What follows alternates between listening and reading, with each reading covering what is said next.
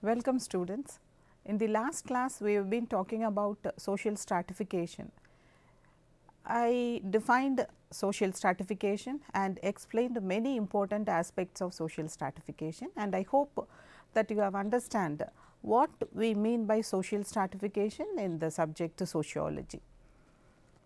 Today I am going to explain to you social mobility. I am going to explain what we mean by social mobility in sociology, the factors of social mobility and the types of social mobility. Human beings are born with certain qualities, and when they grow up in the social setup, they acquire many other talents too. At the same time, societies require certain types of talents at a particular period of time based on the demands of its people. Hence, automatically people with suitable talents are placed at higher positions, and the rest are fitted into positions according to their abilities. This results in the formation of social stratification. When the social demands for the functional reasons get modified, there will be changes in the stratification system. When new sets of people acquire new talents and move between stratum or within the same stratum, social mobility takes place. Now, I will explain to you what we mean by social mobility. The term social mobility refers to the movement of individuals and groups between different socio-economic positions. People or groups move from one social position or status to another position or status. Men with high efficiency might move from lower status to higher status, and similarly a rich man may fall down when fortune frowns at him. An entire group of persons may be with professional qualifications could get into a higher status because of the demand or need for that profession at a particular point of time in that particular society. Hence, mobility within the given system is possible and also quite normal. There are different types of mobility that could occur within the social system. At this point, I will explain to you different kinds of social mobility. Broadly speaking, there are two kinds of social mobility. They are vertical social mobility and horizontal social mobility. The first one is vertical mobility. Vertical mobility refers to the movement of a person or a group from one status to another status, upward or downward in a vertical line. It is called upward when the movement is towards higher benefits and privileges. The children of a blacksmith getting education and becoming a doctor is an example for upward vertical mobility. Change from a higher level to a lower status is vertical, but downward mobility. If people in higher economic level due to some bad luck in their business are bankrupt and become poor, indicates a downward mobility in the economic structure. When these types of mobility take place, within single individual lifetime, it may be called as intragenerational mobility. Otherwise, if it has occurred over a time of 2 generations, then it is termed as intergenerational mobility. There is an important international study of social mobility conducted by Lipset and Bendix, which studied 9 industrial societies in 1959.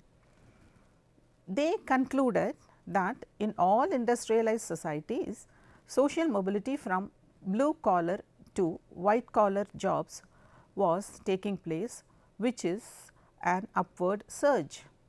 In this study, Lipset and Bendix explained different kinds of social mobility, including intergenerational, intragenerational, upward and downward mobility in the social structure. The second one is horizontal mobility.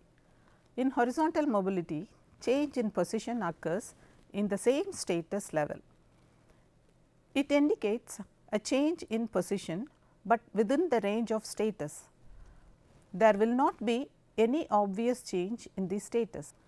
For instance, a person in teaching profession quitting the job in a school and joining another school with higher recognition is an example for horizontal mobility. At social level, the mobility that had occurred within the caste system can be explained as horizontal mobility. Sanskritization is an example for horizontal mobility. Caste groups at the lower level, that is the Sudras and the Vaishyas, at one point of history wanted to raise their status level by imitating the practices of upper castes in their region. They named their children with Sanskritic names, became teetotalers and started practicing rituals. They called themselves with new jadi names. For instance, goldsmiths changed their practices by adopting Brahminical way of life and called themselves as Vishwakarma Brahmanas. This transformation was only horizontal, because the established vertical caste hierarchy, that is the Brahmins at the top, then Kshatriyas, Vaishyas and Shudras in hierarchical order, did not change its structure. It was only a slight status change among the Vaishya castes. These are the two kinds of mobilities one could observe in the social system. Now, we will analyze the factors that determine social mobility.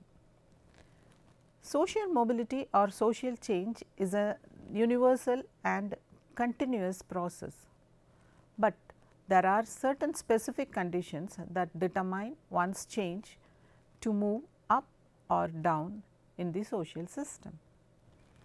The first factor that helps in changes in the social system is socialization. As we have pointed out earlier, the process of socialization is so important in the life of a human being. It determines many things in his life. So, also in the mobility of social system.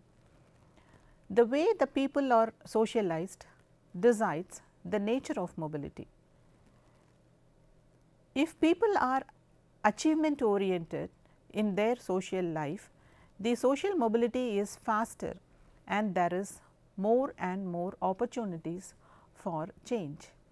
For example, in American society, people are socialized to achieve something.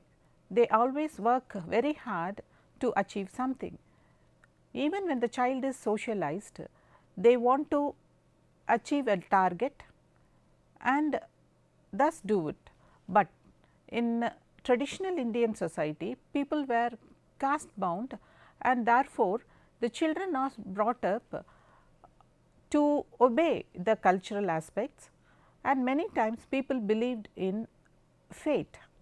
So, their fatalistic attitude made them submissive and they very willingly accepted their positions. They never tried to move in the existing cultural system, that is the caste system. So, we find how people are shaped and how their personality is developed to achieve something, to move in the existing social system. The second one is education. Good education always motivates people for upward social mobility. It provides them skills to perform, by way of which they achieve higher status in various fields. This one is quite obvious in the existing social culture, whether we call it Western culture or Indian culture.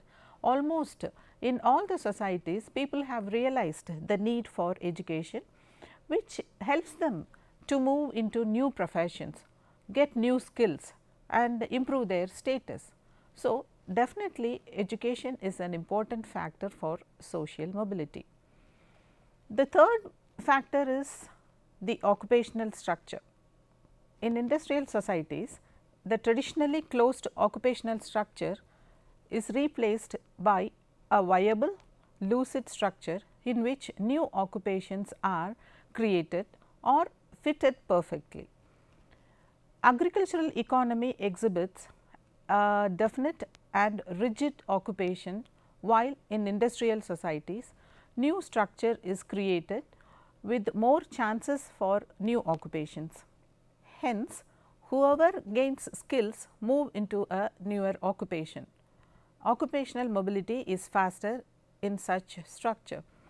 In the case of farmers, to move from one place to another place or to change their occupation from one to another is very minimum. The opportunities are very less, and hence we find in farming community the mobility is not faster, not even obvious.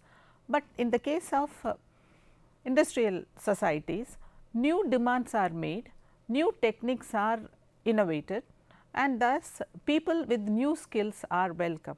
So, new occupations are there and new people are fitted into that position, and hence we find the occupational structure changing very fast. The fourth factor influencing social mobility is the population trend. The factors like fertility rate, the size of the population and the age structure determine social mobility. The next factor influencing social mobility is the cross cultural mobility. With the advent of transportation, communication and globalization, cross cultural mobility is significantly obvious. People have every opportunity to go to different parts of the world in pursuit of education or to start a business or run an industry. This helps in social mobility, not only in the place where they are visiting, but also when they come back, they are placed at a different position, maybe at a higher position when they come back to their native place. Therefore, we understand that cross cultural mobility also helps in social mobility. In discussions regarding social stratification and social mobility, the idea of open and closed system should be explained. All societies have different types of stratified systems, but the nature or the base of stratification differs. Certain systems permit mobility from position to position easier. Such systems are open stratification system. In certain other types of stratification system, mobility is not at all possible. It is closed into tight compartments. Such systems are called as closed stratification systems. In these societies, the positions are occupied by persons with ascribed qualities like their birth, their sex or the race to which they belong or their own caste. Since ascribed qualities cannot be changed, mobility also becomes impossible. In contrast to this, certain societies fill the position with the persons having achieved qualities. They develop skills and abilities by virtue of which they are given a position in the stratification. Whoever achieves the required skill will be given the position unquestioned. Based on these two types, we may observe two different stratification systems existing in the society. They are closed system of caste and the open class system. Now, I will explain to you how and why we consider caste system as a closed system and the class system as an open system. Caste system is unique to Indian society. It is the most rigid and ascribed system. Caste system is maintained and preserved by cultural norms and control mechanisms. These control mechanisms are embedded in religious, political and economic institutions. Individuals are born into a caste that determines their occupation, lifestyle and prestige level. Individuals in India are born into one of the varnas, namely Brahmins, Kshatriyas, Vaishyas and Sudras in an order of hierarchy. The Brahmins were the priestly community, while the Kshatriyas were the kings of the society. The Vaishyas were the trading community and the Sudras were the people doing service to the above varnas.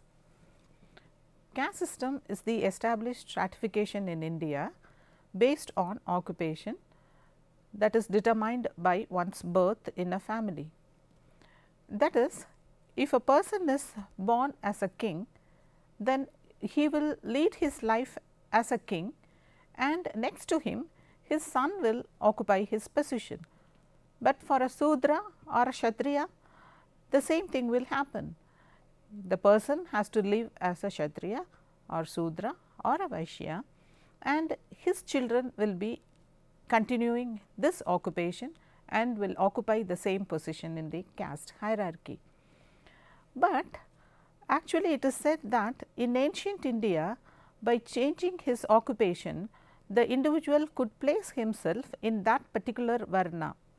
When he performs the new skill he has acquired, he will be placed at the next higher position. This happened in the earlier days, but only in later period caste became very rigid and closed. As stated earlier, the process of Sanskritization complicated the structure with more number of new jadis and new practices. At this point, students, I would like to remind you of this process of Sanskritization. This is a process of aping the culture and lifestyle of the upper caste by the lower caste in order to gain status in the society. The caste becomes the tag of identity for Indians. A person's status, his respect and lifestyle still depends on his caste background.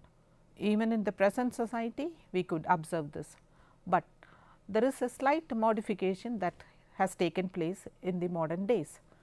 Nowadays, class background is also added up to one's caste position, but altogether caste system as a system is closed and the mobility is very minimum in caste society. The next type of social stratification is class system. Social class system is based on achieved status. Members of the same class have similar income, wealth and lifestyle. They maintain their prestige through status groups. In class system, the stratification is based on property, power and prestige. These three factors are closely interrelated. Unlike caste system, in the class system, the strata are kept open since it is based on achievement. Any person who acquires property or power or prestige by some means will occupy the corresponding higher status in a hierarchy. In the case of caste, a Brahmin is respected as Brahmin even if he is less educated or poor. They cannot fall from this status, but in the case of class system, on losing his wealth or power, the individual will fall down to a stratum lower than the previous one. He has to lose his status too, but remember students, on the other hand, he has another opportunity, because the class system provides him plenty of opportunity to move vertically. At any time he could acquire some skill and move from one position to another. So, these are the two important social stratification systems we observe in the society. Now, we have come to the end of this lesson. I have been talking about social mobility, what we understand by social mobility, and I explained to you two types of social mobility, the vertical mobility and the horizontal mobility. And after that, I was explaining the factors that are responsible for social mobility, which included socialization, education, the occupational structure, population trend and cross cultural mobility. At the last part of it, we have been talking about the class system as an open system of stratification and the caste system, which is a closed one. While talking about mobility, we have to remember the stratification system too, and the study of social stratification is complete only when we include social mobility. Dear students, now I will pose few questions to you in order to check your understanding level. These are the questions. Define social mobility. What are different types of mobility? Explain the structure of caste system. Okay students, in the next class we will discuss about a few more sociological concepts.